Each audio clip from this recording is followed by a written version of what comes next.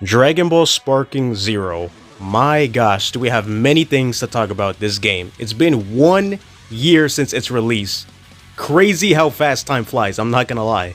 Me personally, it literally feels like this game came out like maybe 5 months ago or something, but now that it's been a whole year, oh boy, I have a lot of things to say about the game.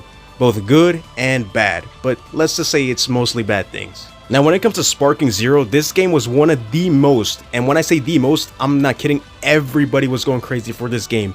A lot of people were extremely hyped for this game back when it was about to release in 2024. And I think the hype factor came from the fact that it was supposed to be the next Budokai Tenkaichi game installment in the series, but you know, that all changed when it officially released. Now we all know that the game officially released on October 11th, but you know, people got the early access on October 8th, 3 days earlier, and yeah, that's when people kind of were like, this game is hype. It was the honeymoon phase of the game, and that goes for many other games. You know, people will go crazy about it for like the first week, the first month, and then after that, people start to kind of notice, wait a second, you know, this game isn't all that. And it's kind of crazy how the game literally died, and I'm not even kidding, 1 week to 2 weeks. The game just went silent right after that.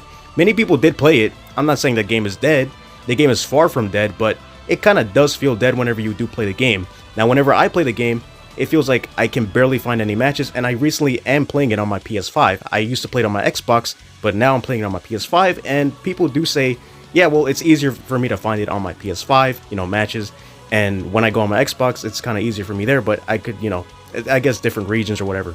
Now, when the game first released, everybody was going crazy about it, everyone was excited for it, everyone was hyped, the characters were amazing, they had like over 180 characters or something. Now with the recent trailer, we got over 200, and apparently there's going to be a new season, which is kind of crazy because they did not handle season 1 very well, so I don't know how they're going to do a season 2 if the first original season was not received as well. Now this game was a huge deal for many Dragon Ball fans and the anime community because people were excited to see like, wow, a new Dragon Ball game, considering we did leave off back then from Kakarot, and we got this, and oh boy. Let's start off with some mechanics that many people did complain about. Many people did say, well, this game does not play like a Budokai Tenkaichi game. It feels more like a modernized game, and it feels different compared to back then, and I kind of understand them. Now, I never actually played back then like the Budokai Tenkaichi games until kind of recently, so I can't really say anything, but people did say that the old Tenkaichi games did play a lot better and they felt a lot smoother compared to this game, and I kind of understand them, but you kind of have to understand we're living in a whole modern type of different version of gaming. The game is going to feel a lot more fast-paced compared to the games back then. The games back then were a lot more slow-paced compared to the new current gen of games, to which you kind of have to adapt to it. You know, we can't really give everyone what they want because we're kind of adapting to whatever we have right now in the modern society and I guess modern gaming. So that was one of the biggest complaints for Sparking Zero. Many people complained about the mechanics, the controls, which, you know, I guess people adapted over time. You know, it is what it is. If you don't like it in the beginning, and if you really want to play the game, you kind of just have to adapt to it. Besides that, then just don't play the game. Now, I guess another deal breaker and flaw to many people that played Sparking Zero was the story. People didn't like the way how the story was presented to us because many characters didn't actually get to finish their story, such as Vegeta. Vegeta was pretty much ended off at the Majin Buu saga. We didn't even get to see him go Super Saiyan Blue, Super Saiyan God, all that type of stuff. None of that stuff. Goku, on the other hand, I'm guessing because he's the main character, we got all the way to, you know, Jiren fight. And of course, coming from Kakarot, which, I'm not gonna lie, had one of the best cinematics and everything in the game, we come to now, we just have like a bunch of boxes with just text. It's cool, but, you know, we just came from a whole game that gave us one of the best graphics and cinematics in a Dragon Ball game. Well, I mean, Fighters did have, you know, one of the best graphics as well. So I guess people did have a sour taste in their mouth with the story mode of the game, and, you know, many characters were kind of missing from there, but at the same time, it's whatever. We can't really complain about it. I personally just played the Goku story, probably did like a few other ones, and that's pretty much it. I'd never completed everybody's like 100% because I kind of got a little bit boring. That's all me though. That's, you know, nothing with the company or whatever with the game. So yeah. Now, considering the game has been out for 1 year, another huge, I guess, deal breaker and factor for why the game has been kind of failing is content. Content is a huge thing in games, and for some reason, Bandai was like, you know what? Yeah, let's give them the most minimal content possible, and let's give Xenoverse 2 way more content. Why? It's kind of crazy to think about that Xenoverse 2 got way more content compared to Sparking Zero in the course of 1 year. Now, Xenoverse 2 get like a bunch of DLC stuff with the future things that they got going on. I haven't touched the game in a long time. Sparking Zero...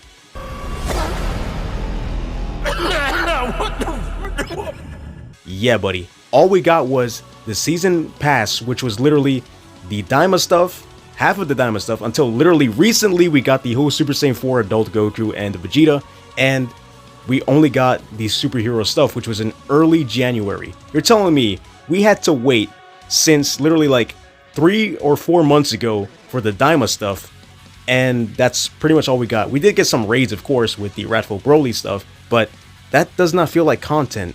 And the sad part is, people were leaving Sparking Zero to go back to Xenoverse 2, which is kind of crazy because if you release a new game, you're supposed to be supporting that new game until, you know, I guess eventually it dies, if maybe it keeps going on, and well, I guess that's great. But besides that, content was a huge deal breaker to many people because we barely got anything. And they said, yeah, well, just do custom battles. Buddy, custom battles were not the greatest thing either. I remember when the superhero DLC pack came out, they said, yeah, we're going to give you 3 custom battles that were specifically tied to the superhero DLC pack, which, yeah, buddy, that's not content, buddy. We were waiting for maps as well, or something new, like a new game mechanic or something. When I say game mechanic, I most likely am referring to co-op. It would have been dope to see a co-op type of thing that they could have introduced into the game, because I remember when I first got into the game, my friend asked me, yo, is there going to be co-op? I was like, unfortunately not, my boys, because, you know, in Xenoverse 2, you can definitely do co-op with online matches, and that would have been a huge thing for Sparking Zero.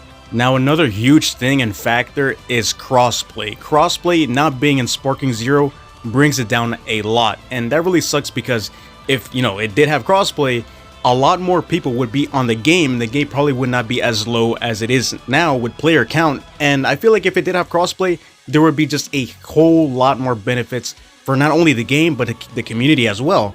So that also really sucks, but we can't really do anything about it.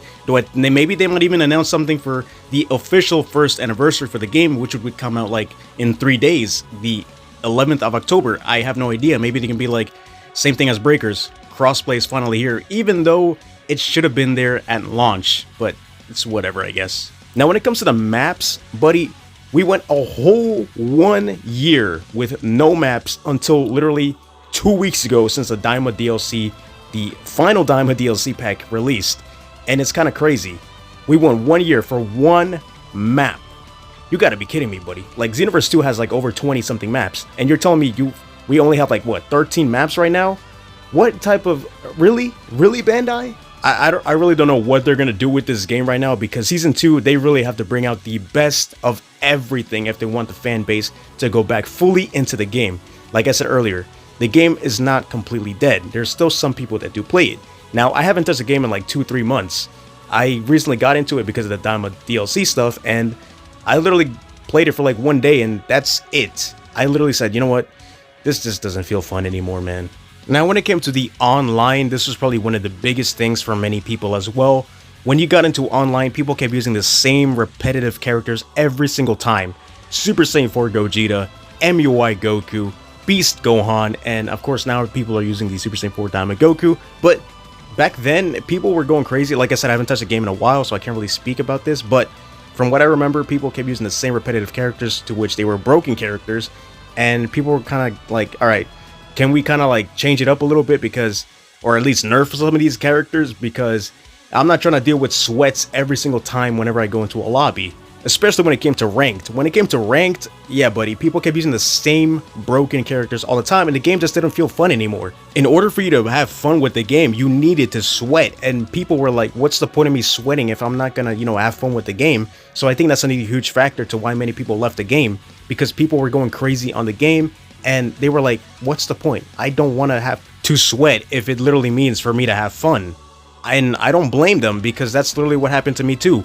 I remember when I kept doing rank back in the day meaning like a couple months ago, I kept going crazy with the same repetitive character, Super Vegito. Once again, he's my favorite character, but you know, I just used him because he was also broken at the same time with his after image strike. But you know, Bandai kind of listened. They were like, all right, let's nerf some of these characters. But even then, they were still kind of broken to a specific extent, but it kind of made the game a little bit more bearable, but it was still kind of annoying and unbearable at times. Now, another huge thing that really sucks about this game, and something that I was looking forward to a lot, and I used to play this mode for like a good week or so for when the game officially released, was the World Tournament mode. I remember for like a good week or maybe even 2 weeks, I went crazy with my friend, we found a bunch of matches, and then boom, that mode just died down. Nobody wanted to do World Tournament anymore. It's like that mode was kind of like vanished from everybody's mind.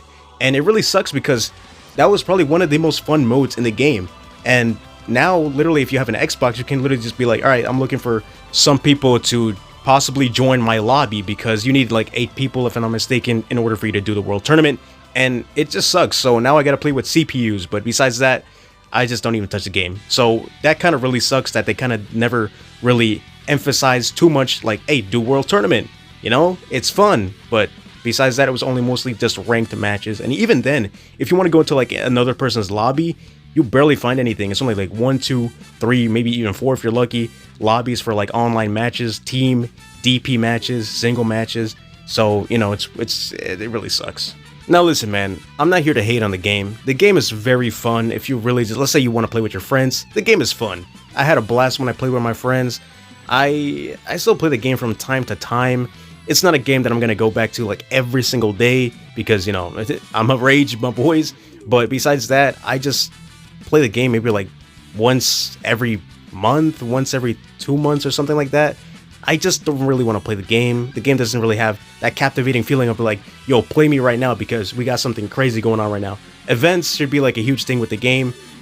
But besides that, it's an okay game. I mean, if they would have put more content, more effort into the game, then yes, the game would probably still be up and running with many people.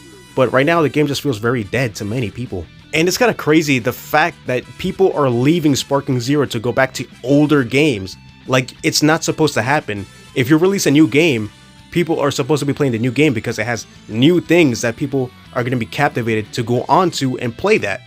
But right now, people are going back to Xenoverse 2, I guess even Fighters, but even then Fighters is still kind of dead, but people, I guess, prefer Fighters. And Sparking Zero is kind of like in the dust right now. Because why? No content, nothing new. Now, it's been 1 year. What do I think of the game? The game is fun, you know, at times if you want to play with friends, if you want to just, I guess, bring out your rage on somebody online, go ahead. But it had many flaws. And there was pretty much, once again, no content being added to the game. So, of course, it felt kind of empty, and it felt like you were in a whole dusty type desert, whatever. So, yeah. My final verdict is that I kind of regret buying the game, especially for $70. I paid $75 in total, and I'm like, alright, where's my money's worth of the game? That's it. That's all I'm gonna say right now. Now, once again, this all comes down to nostalgia and I guess the hype factor. Now, I was one of those that fell into the hype factor. I was like, you know what? Yo, we're gonna get a new Dragon Ball game that's 3D and arena game. And I was like, yo, let's go crazy. But what happened? The hype was there for like a good week or so, and boom, it just died down. And, you know, the same numbers were never there again. So it really does suck. But you know what? It is what it is. You know, we're gonna get a season 2. Hopefully, they redeem themselves with the season 2, and we get better characters, more maps, better content, I guess. So yeah, let me know in the comments down below, what did you guys think of Sparking Zero now that it's been 1 year in total? So yeah, I'll catch you guys in the comments down below. What was your experience with Sparking Zero? Do you plan to get it if you still haven't gotten it yet? And I mean, what would you guys like to see in upcoming updates and upcoming content or events, or with this new season 2 that's coming up really soon? Let me know your thoughts in the comments down below, and I'll catch you guys there. Take care, stay safe, and peace.